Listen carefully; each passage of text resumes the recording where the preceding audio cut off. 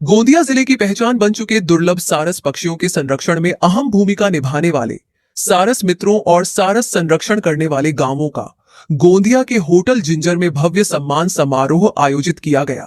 सेवा संस्था और वन विभाग के संयुक्त तत्वावधान में हुए इस कार्यक्रम में विधायक परिणय फुके, पिंपरी चिंचवड़ महानगर पालिका के आयुक्त डॉक्टर विजय सूर्यवंशी, गोंदिया शिक्षण संस्था की अध्यक्षा वर्षाताई पटेल सहित कई गणमान्य अतिथियों ने सारस संरक्षण में योगदान देने वालों का सम्मान किया। पूरे महाराष्ट्र में दुर्लभ सारस पक्षी केवल गोंदिया और भंडारा जिलों में ही पाए जाते हैं।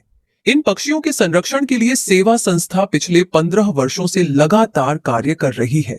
संस्था के 50 से अधिक सारस मित्र गांव-गांव जाकर किसानों को यह समझा रहे हैं कि सारस किसान का मित्र है, दुश्मन नहीं, बल्कि ये खेतों में हानिकारक कीटों को खाकर खेती के लिए लाभदायक साबित होता है। हाल ही में हुई सारस गणना में गोंदिया जिले में 32, भंडारा जिले में 2, जबकि मध्य प्रदेश के बालाघाट जिले में 50 सारस पक्षी दर्ज किए गए हैं। संस्था प्राकृतिक और जैविक खेती को बढ़ावा देते हुए सारस ब्रांड राइस तैयार करने की दिशा में भी काम करेगी, जिससे किसानों की आय बढ़ेगी और सारस संरक्षण को भी मजबूती मिलेगी। 2026 मध्ये जी गणना आहे, सारस पक्षी गणना, ती जून महिन्यामध्ये झालेली, ज्यामध्ये गोंदिया जिल्ह्यामध्ये 32, भंडारा जिल्ह्यामध्ये 2 आणि मध्य प्रदेशचा जो ॲडजॉइनिंग बालाघाट जिल्हा आहे त्यामध्ये 50 सारस क्रेन अशी एकंदरीत आढळली। आणि ही जी सारस पक्षी मित्र संमेलन आहे हे दरवर्षी सेवा संस्था वन विभागाच्या सोबत आपण ऑर्गनाईज करत असतो आणि त्यामध्ये जे शेतकरी व्हॉलंटियर्स सारस मित्र संरक्षणासाठी हेल्प करतात, मदत करतात, त्यांच्यासाठी हे सारस मित्र संमेलन त्यांच्या सन्मानासाठी आम्ही आयोजित करीत असतो। त्यामध्ये सर्टिफिकेट्स तर असतोच, पण त्यासोबत सन्मानपत्रासोबत आपण त्यांना किट पण देतो। त्या किटमध्ये त्यांना दैनंदिन जीवनामध्ये आवश्यक शेतीविषयक आवश्यक अशा वस्तू असतात। टॉर्च आहे, रेनकोट आहे, छत्री आहे, विंडशीटर आहे, गम बूट आहे ना, मेडिकल किट आहे, ॲग्रिकल्चर डायरी आहे, अशा अनेक वस्तू त्यामध्ये असतात आणि ते त्या शेतकऱ्यांना म्हणजे हेल्पफुल असेल, त्यांना मदत होईल असं आम्ही ते साहित्य त्यांना देतो। कोण कोण पाहुणे या ठिकाणी आलेले होते आणि आपण काय आज त्यांच्याकडे मागणी ठेवलेली आहे सारस मित्रांसाठी? आजच्या कार्यक्रमाला माजी मंत्री आणि विधान परिषद सदस्य आमदार श्री परिणयजी फुके, तसेच सोबत विजय सूर्यवंशीचे जे पिंपरी चिंचवड येथे म्युनिसिपल कमिशनर आहेत, सोबत मिसेस वर्षा प्रफुल्ल पटेल ज्या गोंदिया एज्युकेशन सोसायटीला चेअरमॅन आहेत, त्या सोबत इथले स्थानिक वन विभागाचे सर्व अधिकारी, पोलीस अधीक्षक साहेब, उपवनसंरक्षक हे सर्व अधिकारी लोक पण इथं होते। आणि आमची मागणी तेच की एकंदरीत सारस आदिवासी क्षेत्र वाचवण्यासाठी, तलावांचं संरक्षण करण्यासाठी आपल्याला कार्य करणे आहे। सोबतच जे ॲग्रिकल्चर राईस आहेत, राईस जो आहे त्याला ऑर्गॅनिक पद्धतीने आपण इथं एक नवीन उपक्रम तयार करू आणि त्याला सारस राईसच्या नावाने ब्रँडिंग करून त्याला आपण मार्केटमध्ये करूया। आणि सोबतच जे सारस मित्र आहेत, शेतकरी आहेत, जे सारससाठी काम करतात, त्यांच्यासाठी काहीतरी एक योजना अनुदान आपण लागू करूया अशी आपण मागणी केलेली आहे। कार्यक्रम की अध्यक्षता कर रहे पिंपरी चिंचवड़ महानगर पालिका के आयुक्त एवं गोंदिया के पूर्व जिलाधिकारी डॉक्टर विजय सूर्यवंशी ने कहा कि वर्ष 2015 में जिले में कार्यरत रहते हुए उन्होंने सारस संरक्षण अभियान को आगे बढ़ाने में सहयोग दिया था। उन्होंने विश्वास जताया कि आने वाले समय में गोंदिया सारस पर्यटन के लिए देश भर में नई पहचान बनाएगा और बड़ी संख्या में पर्यटक यहाँ पहुंचेंगे। हा कार्यक्रम अव्याहतपणे सेवा संस्था आणि जिल्हा प्रशासनाने चालू ठेवला आहे, याच्यामुळे खूप आनंद आहे। त्यावेळेला आम्ही जेव्हा टुरिझमचा विचार करायचो की गोंदियाला कसं प्रमोट करायचं टुरिझममध्ये, आमच्यासमोर कॉम्पिटिशन चंद्रपूरचा वाघ होता।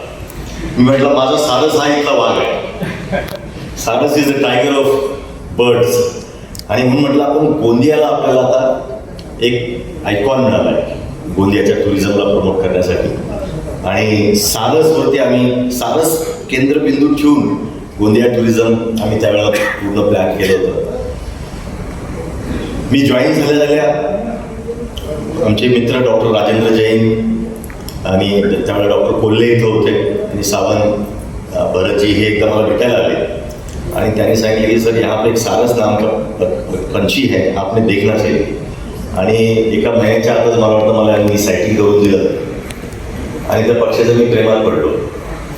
आणि मग तेव्हा हळूहळू समजायला लागलं की शेतकरी बांधवांचं नुकसान होतं, मग शेतकरी बांधव कधी कधी ते अंडे फोडतात किंवा चुकून अंडे फुटले जातात आणि सारसची संख्या आता कमी व्हायला लागली। एकदा असं मी बालाघाटला एक महाराजींच्या घरी एकदा गेलो होतो, त्यांनी मला स्टोरी सांगितली की ते म्हटले, सर मेरे दादा बोलते थे कि जो सारस के अंडे तोड़ेगा उसके घर में बरकत नहीं होती है. आणि मग ते आम्हाला खूप असं अपील झालं. मी म्हटलं सारसचं महत्त्व आपल्याला आता सर्वांना समजून सांगितलं पाहिजे. पहिला सारस मित्र पुरस्कार हा याच हॉटेलमध्ये जिंजरलाच त्यावेळेला झाला. कार्यक्रम के उद्घाटनकर्ता और पूर्व पालक मंत्री विधायक परिणय फूके ने सारस संरक्षण में जुटे सारस मित्रों को वन विभाग के माध्यम से मानदेय दिलाने के लिए प्रयास करने का भरोसा दिया. निश्चितच आपल्या या दोन्ही जिल्ह्याचं जसं यूपी मध्ये सारस पक्षाला त्यांचं स्टेट बोर्डचं जसं हे दिल्यामुळे आपल्या राज्यात या प्रकारचं काहीतरी सावजी आपण पुढाकार घेऊन आमच्या मागे लागून काहीतरी करून घेतलं पाहिजे. एक चांगल्या माध्यमातून सुरजी साहेबांनी सांगितलं की मानधन सुद्धा दिलं पाहिजे. मला असं वाटतं फॉरेस्टच्या आपल्या कॅम्पाचे आणि बाकी सगळ्या ह्यामध्ये पैसे भरपूर असतात, त्यात आपण काही ना काही या एनजीओला आपण मदत करतो. आणि म्हणून कुठेतरी मला असं वाटतं जसं चंद्रपूर जिल्हा टायगरची मार्केटिंग करायला यशस्वी झालं आणि टायगरची कॅपिटल नागपूरपासून चंद्रपूर आहे. ताडोबाला लोक नुसतं वाघ बघायला जातात. तर मी तुम्हाला सांगतो की आपल्याकडे जर आपण जर सारसची जर मार्केटिंग केली, कारण कोणी दुसरा आपली मार्केटिंग करत नाही, आपल्याला स्वतःला आपली मार्केटिंग करावं लागतं. प्रफुल्लभाई दिल्लीमध्ये, जर समजा सुरेंद्र साहेब मुंबईमध्ये, आम्ही सगळे पूर्ण महाराष्ट्रभर जर बोलत सुटलो की सारस चांगला आहे, सारस चांगला आहे. जोपर्यंत आपण आपल्या गोष्टीची आपल्या कोणत्याही याची जर आपण तारीफ करत नाही, आपण वारंवार बोलत नाही, तोपर्यंत ती गोष्ट फेमस होत नाही. आणि म्हणून मला असं वाटतं की आतापासून आपण सारस पक्षाची मार्केटिंग केली पाहिजे. आणि आता देश विदेशातून लोक आपली मार्केटिंग इतकी मजबूत असली पाहिजे की देश विदेशातून लोक सारसच बघायला इथे येणार. ज्या दिवशी आपल्याला या पक्षाच्या माध्यमातून या भागातील शेतकऱ्यांना असणार, सामान्य लोकांना रोजगार मिळणार, त्यावेळेस याचं संवर्धन करण्याची जास्त इच्छाशक्ती त्या माध्यमातून निर्माण होणार. उन्होंने कहा कि सारस संरक्षण के साथ साथ जिले में पर्यटन को भी बढ़ावा दिया जाएगा. वहीं गोंदिया शिक्षण संस्था की अध्यक्षा वर्षाताई पटेल ने प्रकृति संरक्षण के साथ पक्षियों के संरक्षण को भी समाज की जिम्मेदारी बताते हुए सभी से इसमें सक्रिय भागीदारी की अपील की. और मेरा सौभाग्य पहली बार सारस पक्षी देखने का सौभाग्य सूर्यवंशी जी के साथ ही था. खेत गए थे बालाघाट जिले में. जो एक अभी जैसे पहले लोग संयुक्त कुटुंब में रहते थे, अभी विभक्त कुटुंब में रहने लग गए. आज जहां मैं रहती हूँ बगीचा रामनगर गोंदिया, मेरे खेत में घूमने निकलती थी, मीलों दूर तक पूरी खेती ही दिखती थी. और आज कंक्रीट का जंगल हो गया है. मेरे घर के आजू बाजू एक भी जमीन का टुकड़ा नहीं बचा है. ऐसी स्थिति हमारे गोंदिया जिले की है, गोंदिया तहसील की है कि लोग विभक्त कुटुंब में रहने लग गए, सब अपने अपने खेतों में घर बनाने लग गए. तो पंछी कहाँ जाएगा? जहाँ 20, 30, 40 एकड़ जमीन होगी वही घोंसले बनाएगा, और वो घोंसले अभी बालाघाट जिले में है. मगर हमें कोशिश करनी चाहिए हमारे गोंदिया जिले के लोगों को. मैंने किली घाट से लेके पूरे बेनगंगा बाघ नदी के दोनों पट के तरफ सारस पक्षी देखे थे. और जिले से प्रेम है तभी तो पक्षियों से प्रेम है, शेर से प्रेम है, तेंदुए से प्रेम है, छोटे से छोटी चिड़िया से. जिसके शरीर में हृदय है उन सबसे हम प्रेम करते हैं. उसमें से एक है सारस. इस अवसर पर सारस मित्रों ने भी प्रशासन से संरक्षण कार्य में सहयोग, प्रोत्साहन और आवश्यक सुविधाएं उपलब्ध कराने की मांग की. दरवर्षीप्रमाणे यावर्षी पण सारस मित्रांचा सत्कार या ठिकाणी केलेला आहे, ज्यामध्ये आपण जे सारस मित्र आहेत जे रेग्युलर सारस मॉनिटरिंग आणि नेस्ट मॉनिटरिंगसाठी आपला सेवा संस्थेचा सहभाग करतात, अशा काही सारस मित्रांचं आपण वेगवेगळे किट द्वारे आणि सन्मानपत्राद्वारे त्यांचे स्वागत केलेलं आहे. सारस गणना करताना खूप साऱ्या अडचणी येतात. जशा प्रकारे सकाळी 4 वाजता उठून आम्ही इथून निघतो, नदी घाटावर जाऊन, नदीच्या किनारे जाऊन डिफरंट लोकेशनवर जाऊन सर्व एक टीमनी आम्ही सारस गणना करतो. त्यावेळेस एकाच वेळेवरती सर्व जागी पोहोचणं एवढ्या साऱ्या टीमला ते खूप कठीण काम असतं आणि त्यांना खूप चांगल्या प्रकारे निभवण्यात आला याही वर्षी.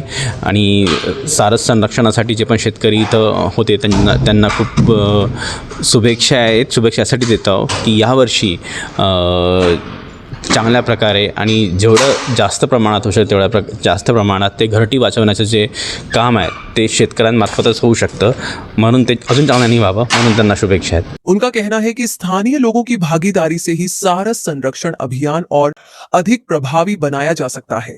सम्मान समारोह में सारस संरक्षण में योगदान देने वाले वन विभाग और कृषि विभाग के अधिकारियों तथा कर्मचारियों का भी सम्मान किया गया.